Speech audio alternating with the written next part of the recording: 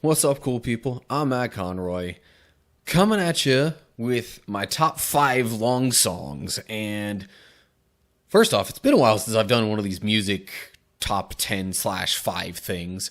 But here we are. Now, for this one, the general explanation of it is in order for it to be considered a long song, it's got to be over 6 minutes. At least that's how I'm kind of, establishing that standard. Also, I have the usual only one song per band rule. That's the main reason I couldn't make this a top 10 list. In addition to the typical has to be within my music collection because I can't consider all the possibilities. So that's going to leave out some obvious choices. Songs like, say, Stairway to Heaven, or Freebird, or... yeah. So if there's an obvious choice that's not in this list, it's probably because I don't personally own the song. Maybe there will come a day when I do a list that I have to break that rule. In fact, I have one or two in mind where I would kind of have to break that rule. But that is not right now. So... otherwise, really, the rankings and the choices had more to do with how it handled being a long song, essentially. Like, did it just drag on with a certain part of it? Or, does it feel like it's really a shorter song that just had some extra fluff put on there? Different things like that. And if it did well of basically not doing the things I just mentioned, then those songs tended to fare better. Anyway, enough explaining. I think I'm just going to hop right into this. So, without further ado, here are my top 5 favorite long songs. Who's got my back now when all we have left is deceptive, so disconnected? So at number 5, we've got Who's Got My Back from Creed. And this is one, so it clocks in at 8 minutes and 25 seconds. Yes, I will be mentioning that for every single one of these songs. But here's the thing. The chanting, the indigenous chants or whatever that bookend this song take up about 100 seconds, which is roughly a minute 40, if you're trying to get it into minute-second time. So, really, it's more like a 6.5-6-minute 40-second song that just happens to have that attached to the ends of it. So, I mean, it's not a bad song, don't get me wrong. It just feels like the length is a bit artificial. Like, the chanting doesn't really have anything substantive to add to the song. Other than, I guess, making it a little bit more unique sounding. But, unique but disconnected isn't really what I'm going for here. So, yeah, anyway. That's really all I have to say about that one. Sorry it wasn't more positive sounding, but, that is why it's at the bottom of this list.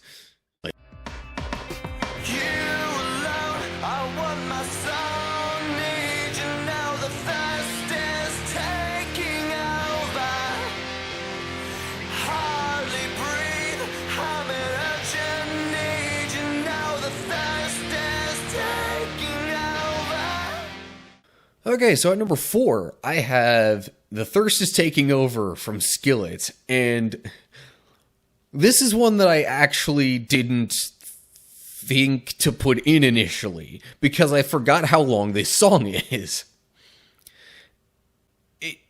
There's only a little bit, the build and the fade seem more like they belong in this song than the chanting stuff in Who's Got My Back.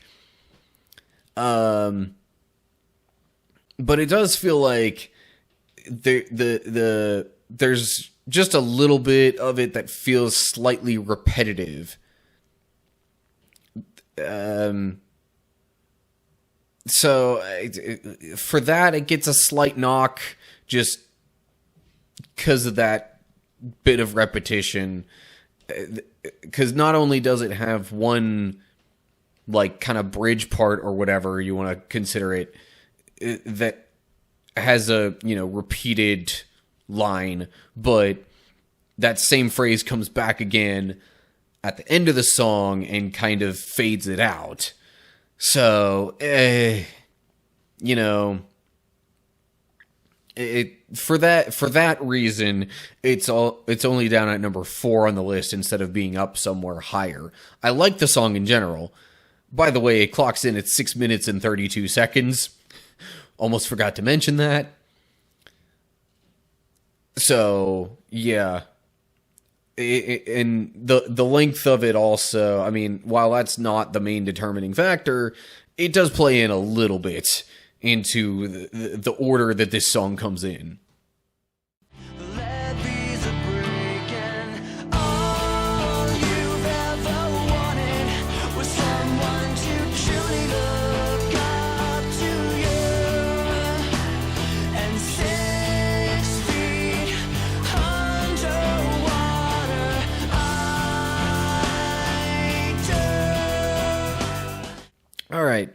So for number 3, I have The Little Things Give You Away from Linkin Park. The top 3 are all songs that I'm like, I really have nothing against them. This song clocks in at 6:23, making it actually the shortest song on this list. But it's a good, solid song, especially if you're any kind of a fan of Chester's softer vocals. Because that's pretty much the entirety of the verses for sure in this. I mean, there's no like screaming or anything like that. This is a much softer song in terms of, Linkin Park's overall repertoire, collection, discography.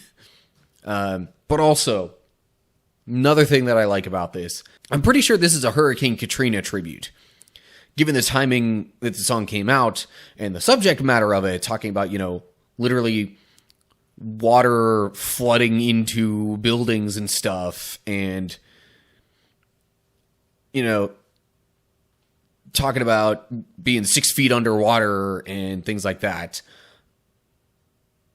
If this ain't a Hurricane Katrina tribute, then I'm sorry, my mistake, but, come on.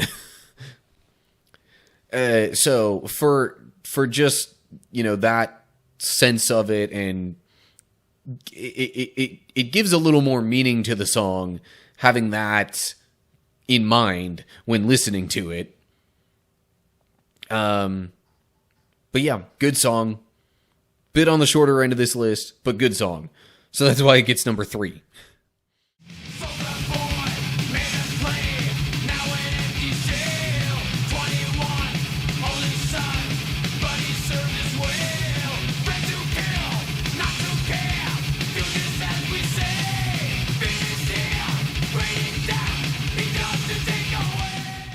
So for number 2, I have Disposable Heroes from Metallica.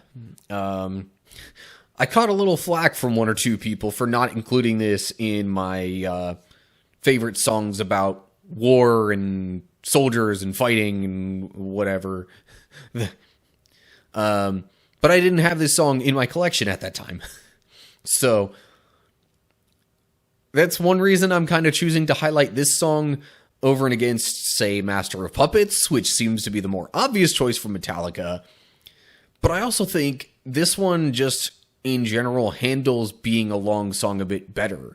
It feels more consistent throughout the song.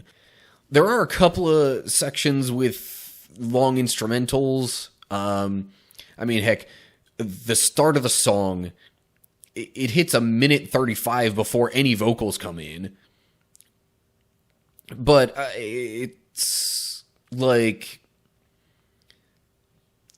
it changes the feel of it enough to keep it interesting, and that's part of how I would say I think it handles being a long song a bit better. Also, obvious, as I kind of said, sort of soldier war fighting tribute-ish thing. I don't know if you'd really call it a tribute. I think it's supposed to more so be like from the perspective of a soldier who really kind of doesn't want to be there anymore. But anyway, let me not digress too much on the meaning of it. Really the only reason this song's at number 2 instead of number 1 is because of those longer instrumental sections. I mean, the bridge is also a minute plus with nothing but instruments. There's a solo in there, so, like, I'm not gonna knock it too hard for that, but over and against the number 1 song, that's kind of why this gets number 2 instead. Bit odd having an honorable mention on this list, but I feel like mentioning it anyway because this was actually in the top 5 before I inserted The Thirst Is Taking Over. My original number 5 was actually going to be a song from Camelot called Poetry for the Poisoned. Although counting it as one song is a bit debatable because it's 4 different tracks on the album. But they all flow together and feel like they might just be sort of different parts of the same song. This kind of stuff happens a lot in progressive rock and metal, so that was going to be sort of my stand-in for a lot of progressive rock and metal. So I could be like, hey, I realize there's, bands like Rush and Dream Theater who probably have plenty of choices that could be included on a list like this, but I don't own those songs, therefore, here's my stand-in for it. But realistically speaking, it was sort of bending the rules of this list a little bit, being that it was 4 separate tracks on the album instead of just one. All of my eventual inclusions were just one track. So, yeah, anyway, it would have been the longest. It's over 9 minutes if you include all 4 parts of it as one. But let me not spend too much more time talking about that song and get to number 1 on this list.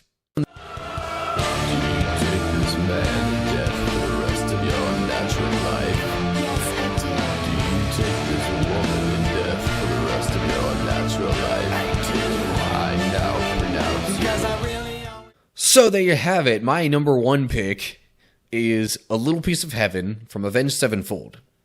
Now, I will give a bit of a disclaimer here. This is not even remotely a family-friendly song. Do not watch the music video if you are under 18, for sure. This is like as R-rated as a song gets. So, let me see if I can PG-ify. No, that's not a reasonable goal. Let's see if I can make this as PG-13 as possible. What happens in, like, the story of this song. So, guy and girl like each other, things are going well. A little too well, it seems, in the mind of the man in this story.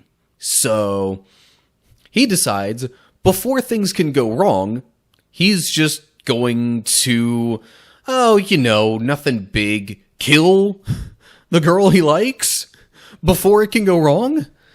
But then her, soul, upset over the situation, comes back, repossesses her corpse, decides to go and kill him in revenge. And then his soul realizes he done goofed. He's got to make it up to her. Repossesses his corpse. Tries to, apologize and whatever. And they decide, okay, you know what? We're just going to try and go back to how things were before. You know what? Let's get married as our zombified corpse selves. So, they, invade a wedding already in progress, clear out that whole thing just to have their own wedding ceremony. Zombie wedding happens. And there you go. And that's skipping over a lot of the details. A lot of the really gory, gruesome, and just messed up details.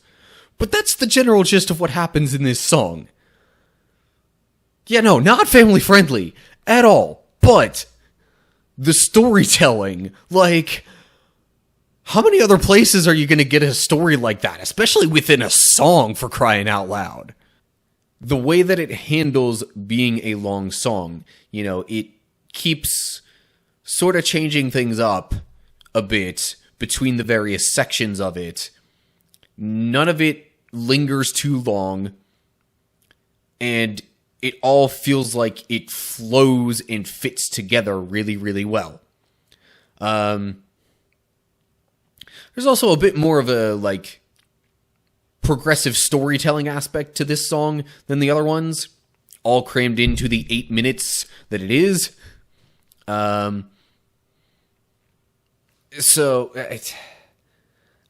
Again, this is not me saying this is a great family-friendly song. I just like how it handles being an 8-minute long song. It does a really good job of it. There are other Avenged Sevenfold songs I probably could have included, some of which I do not own. But again, like, for the fact of there not being any super long sections that are just instruments, or, you know, anything where it feels overly repetitive. Yeah. For that reason in particular, and the fact that I just, in general, I generally like the instrumentation of it, though, and how it's portrayed and how it progresses. So anyway, don't have your kids listen to this. In fact, any squeamish people in general might want to stay away from this song.